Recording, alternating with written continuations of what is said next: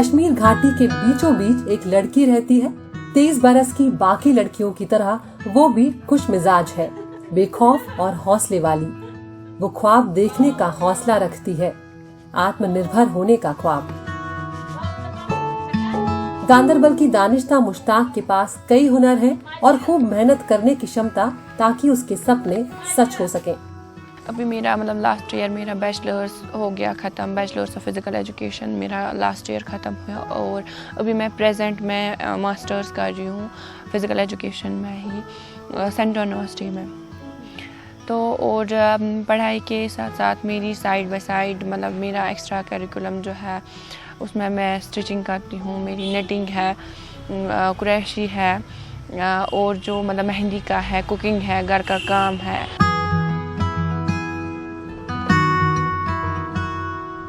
Eighth ninth से मैंने sports start किया। पहले एक तो मेरा क्रिकेट का मुझे बहुत ज़्यादा शौक़ है और बैडमिंटन का भी। क्रिकेट में मैंने 3 नेशनल्स खेले हैं और वॉलीबॉल में भी मेरा स्टेट है। 3 बार मैंने स्टेट लेवल पे वॉलीबॉल खेला है और बैडमिंटन में मैंने स्टेट लेवल भी खेला है। स्टेट लेवल में मैं विनर रही थी और इंटर यूनिवर्सिटी भी मैंने बैडमिंटन में खेला है और मेरा एनसीसी में भी मैंने कैंप्स किए हैं।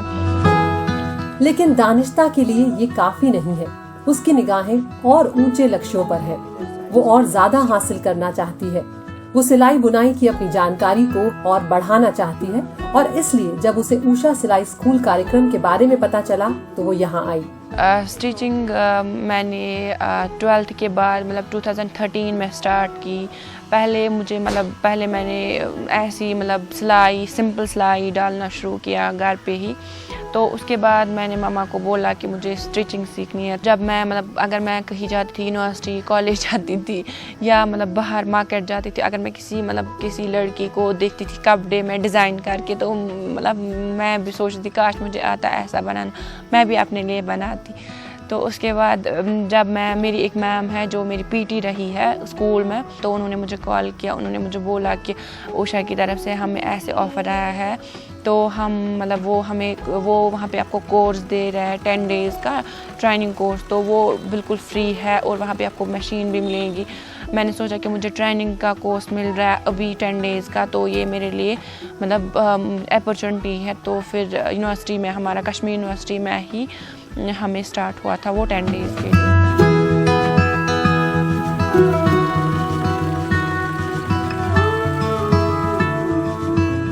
देखिए, जब हमने डिपार्टमेंट ऑफ सोशल वर्क और उषा इंटरनेशनल एक कोलैबोरेटिव एक्सरसाइज की और हम उन एरियाज़ में गए जहां हमने देखा कि वो लड़कियां जिनमें कुछ पोटेंशियल था, या चाहे वो एजुकेटेड थी या उनके चैलेंजेस थे एजुकेशन अचीव करने में, तो हमने बोथ द कैटेगरीज़ को लिया, दोनों कैटेगरीज़ को लिया। जैसे आप दानिश्ता की बात कर रहे हैं, वहाँ हमने देखा कि उन्होंने थोड़ा एजुकेशन अटेन सम एजुकेशन, लेकिन उनको एडवांस ट्रेनिंग नहीं थी, एडवांस अंडरस्टैंडिंग नहीं थी। अगर उनका ड्रीम था एक फ़ैशन डिज़ाइनर बनने का, लेकिन उस फैशन डिज़ाइनर बनने के लिए कि आपको कोई पाथ ट्रेस करनी है, आपको एक जर्नी ट्रेस करनी है, तो हमने क्या किया, हमने एक्सपर्ट ट्रेनीज़ लाए जिन्होंने इनको ट्रेनिंग दी। और drafting, what are the basic ideas in drafting वो कैसी चीज़ें, मॉडर्न ट्रेंड्स, मॉडर्न टेक्नोलॉजीज़ क्या है, चाहे वो क्लॉथिंग में है, चाहे वो फैशन डिज़ाइन में, उनको समझने की कोशिश करें और उन्होंने प्रैक्टिकली उसको अडॉप्ट किया। आज हम देखते हैं उनका इंटरेस्ट ज़्यादा बढ़ गया है। एक तो उनकी इनकम लेवल इंक्रीज़ हो गई, अब वो अपने एजुकेशन को भी सपोर्ट कर रहे हैं। दूसरी जानिब से उनका जो शौक़ वो भी बढ़ गया है और कहीं ना कहीं वो जो उनका फैशन डिज़ाइनिंग का गोल है वो उसके करीब पहुँच रहे हैं। ये 2018 का साल था जब दानिश्ता की दिलचस्पी सिलाई सीखने में हुई। ये वो साल था जब कश्मीर में उषा सिलाई स्कूल कार्यक्रम ने रोहित बाल के साथ साझेदारी की और कार्यक्रम में शामिल लड़कियां लैक्मे फैशन वीक के लिए मुंबई गईं। इस साझेदारी ने बहुत सारी लड़कियों के मरते अरमानों और ख्वाबों में नई जान डाल दी और दानिश्ता की दिलचस्पी भी बढ़ाई।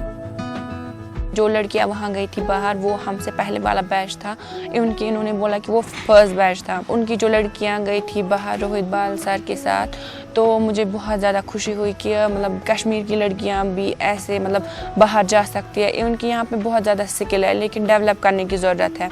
अगर मतलब चाहे गवर्नमेंट अगर हेल्प करे लड़कियों को, तो यहाँ पे बहुत ज़्यादा स्किलफुल मतलब वुमेन्स मतलब यंग जनरेशन में ज़्यादा स्किलफुल मतलब ये है। जब वो वहाँ गई तो मैंने उनका मतलब शो भी देखा था इंटरनेट से, तो मुझे बहुत ज़्यादा खुशी हुई। उनकी मुझे बहुत इंस्पिरेशन भी मिली कि मैं हमेशा मतलब यही सोचती थी कि काश मुझे भी मौका मिलता मतलब वहाँ जाने का।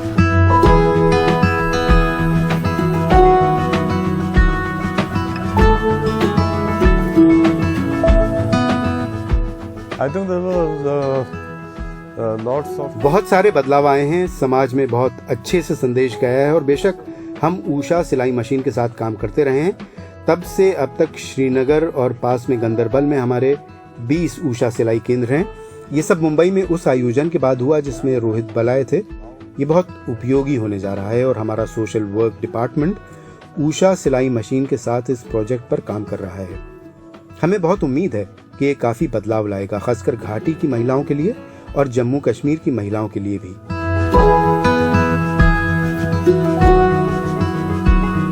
ऊषा सिलाई स्कूल कार्यक्रम के प्रशिक्षण से कश्मीर में लॉकडाउन के दौरान दानिश्ता और उसके परिवार को काफी मदद मिली। मैं बहुत खुश हूँ कि ऊषा सिलाई से मेरी बेटी को सीखने का मौका मिला। जब वो ऊषा द्वारा प्रशिक्षित हो गई तो इससे हमें बहुत मदद मिली। प्रशिक्षित होने के बाद उसने अपनी दोनों बहनों को भी सिलाई सिखाई, जिससे हमारे परिवार को काफी मदद हुई, क्योंकि लॉकडाउन के बाद से ही इसके पिता का काम बंद हो गया है। लॉकडाउन से ही मेरी बेटी ही घर को चला रही है और खाने पीने का सारा बंदोबस्त कर रही है।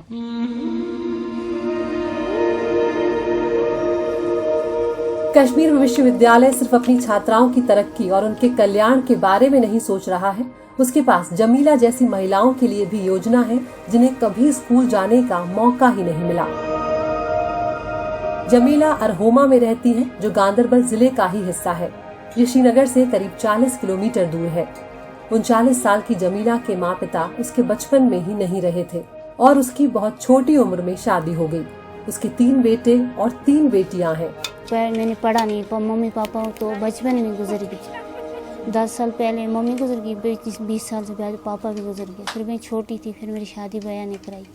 ऐसे गरीब थे हम, कुछ काम मैंने नहीं सीखा, पढ़ाई नहीं की, कुछ नहीं पढ़ा मैंने, कुछ नहीं। पहले बच्चे भी छोटी उम्र में मुझे बच्चे भी पैदा हो गए तो पापा भी गुजर गया। छोटी उम्र में नादान थी मैं, मुझे बहुत पता मुझे अपने लिए क्या करना है, कुछ करना है। गुजर होते हैं ऐसे ही। तो आज मुझे अपनी समझदारी होगी, फिर मेरे पति ने मुझे फार्म भरे बना। ये भेड़ बकरियों के साथ जाती थी। इसका बाबा छोटा जैसा मर गया था, तो फिर इसको पालने वाला कोई नहीं था। फिर ये भेड़ बकरी उनकी चुगाती थी तो अपना गुजारा करती थी। फिर इसने शादी किया, फिर मेरे साथ। फिर मैं मजदूरी करता था तो ये बच्चों के साथ बैठ के बच्चों को खिलाती विलाती थी।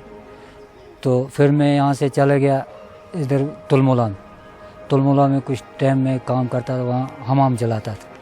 तो वहाँ का एक बंदा आ गया, उसने बोला कि ऐसे ऐसे काम है, तो अगर अपनी बीवी को आप छोड़ोगे वहाँ तो वहाँ सिलाई सेंटर है तो ऊषा वालों का, तो आप उनके साथ अगर बात करोगे तो फिर मैं इसका नाम रखूँगा तो आपका रोज़गार चलेगा। जमीला खुशकिस्मत है कि उसे गुलाम नबी जैसा शौहर मिला।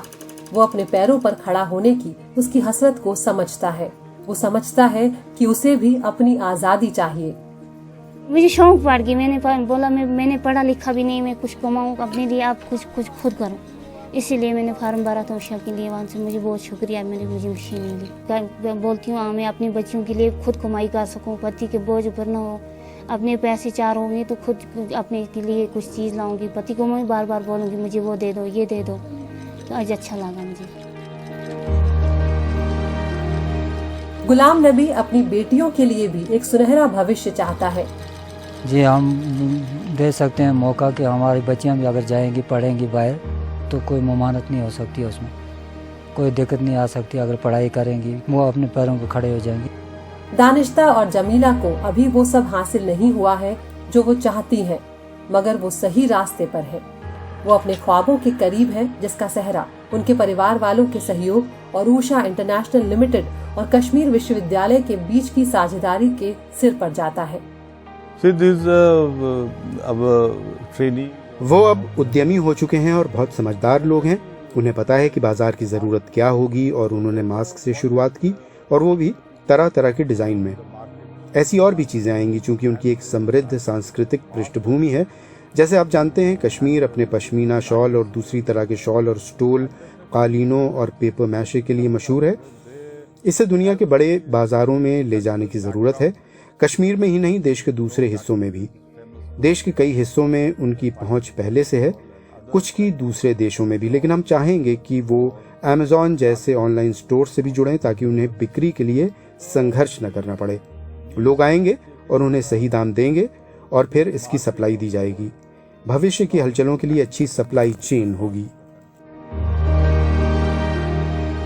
तो कश्मीर विश्वविद्यालय और ऊषा मिलकर घाटी में महिलाओं के लिए अवसरों की दुनिया बना रहे हैं, और ठीक यही काम पंजाब विश्वविद्यालय का सामाजिक कार्य विभाग भी कर रहा है, चंडीगढ़ की महिलाओं को सशक्त बनाने का काम।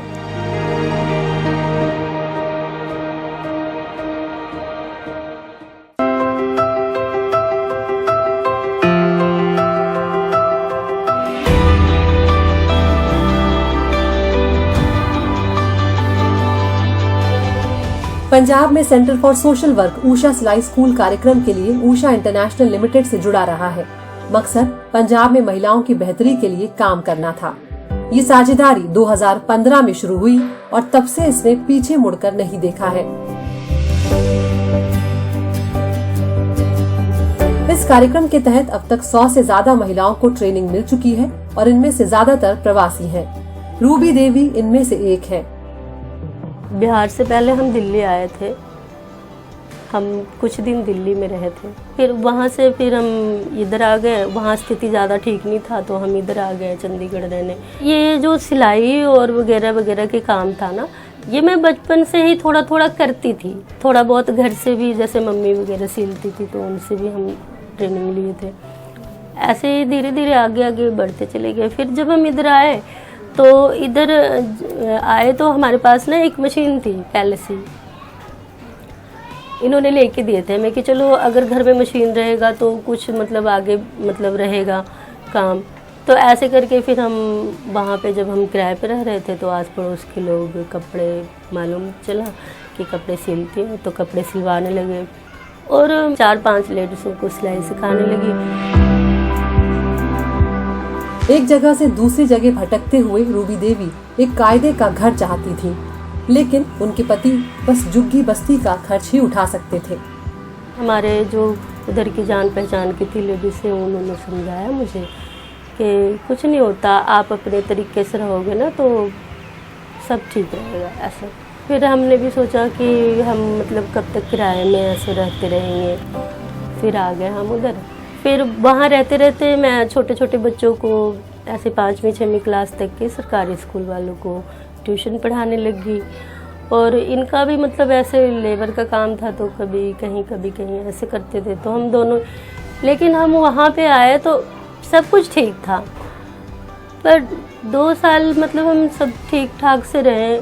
उसके बाद ना हम बीमार होने लगे बहुत ज़्यादा, और सांसें चल रही थी लेकिन मेरा पूरा बॉडी नहीं चल रहा था। तो मैं ये सोचती थी, दिमाग तो चल ही रहा था कि मैं अगर जिंदा भी हूँ तो किस लिए हूँ जिंदा। तो एक दिन ना मैं डिसाइड कर लिया कि मुझे ना किसी भी तरह से अपने आप को ख़त्म कर देना। उनके रिश्तेदारों ने उन्हें हौसला दिया कि वो जिंदगी के आगे हार ना माने। रूबी देवी ने इलाज कराया और आखिरकार एक बेटी को जन्म दिया। फिर एक दिन पंजाब यूनिवर्सिटी के सोशल वर्क डिपार्टमेंट के जरिए ऊषा सिलाई स्कूल कार्यक्रम से परिचित हुई। फर्स्ट दिन इंटरव्यू हुई, उन्होंने बोला कि भी ऐसे प्रोग्राम हमने यहाँ पे रखा है, आप लोग अगर ट्रेनिंग लेना चाहते हो तो ले सकते हो। फिर हमने बहुत अच्छा से वहाँ ट्रेनिंग भी लिया।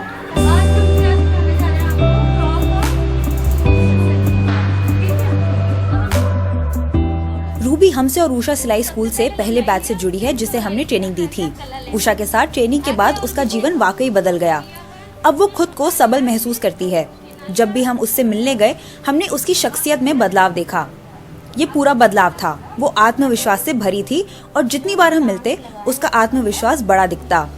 उसने हमें बताया उसके परिवार की आय बढ़ गई है। उसने अपनी बेटी को अच्छे अंग्रेजी स्कूल में दाखिल कराया है और वो खुश है कि जिंदगी बदल गई। वो अपनी कामयाबी का श्रेय उषा को देती है। उसने हमें कहा कि उषा के संपर्क में आना उसके लिए वरदान जैसा रहा।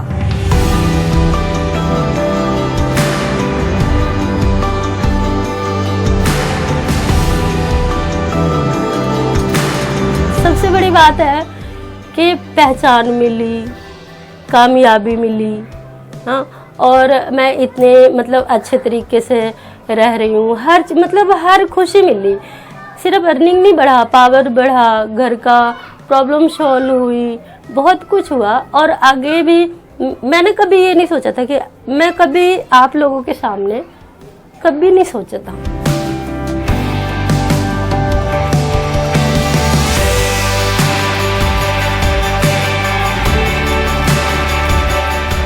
जिंदगी तो हमें प्रभु दिया, खाने कमाने का रास्ता दिखाया, पर पहचान हमें उषा सिलाई सेंटर से। उषा स्कूल सिलाई कार्यक्रम ने अपने ट्रेनिंग मॉड्यूल पर अमल करने के लिए देश भर में विश्वविद्यालयों से तालमेल किया हुआ है।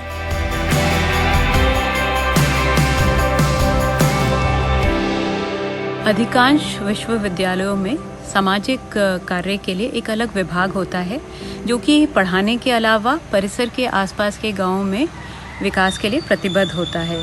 उषा ने भी ऐसे ही कुछ शिक्षण संस्थान जैसे कि कश्मीर विश्वविद्यालय और पंजाब विश्वविद्यालय के साथ साझेदारी कर उषा सिलाई स्कूल और ट्रेनिंग कम प्रोडक्शन सेंटर्स खोले हैं।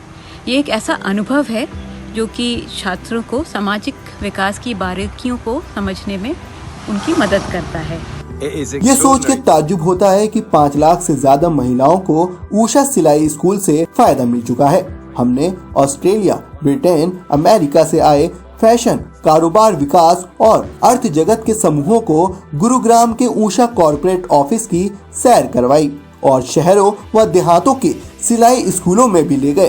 तो चाहे उत्तरी दिल्ली हो या राजस्थान में बगरू के नजदीक एक छोटा सा गाँव, हम स्कूलों की सैर कर रहे हैं। अपने छात्रों को उन महिलाओं से मिलवा रहे हैं जो ट्रेनिंग देती हैं और जिन्हें समझ है कि उषा में क्या सिखाया जा रहा है और इससे लोगों के घर कैसे बदल रहे हैं। गुड़गांव में उषा की टीम से भी ये मिले जो टीम ये कार्यक्रम चलाती है।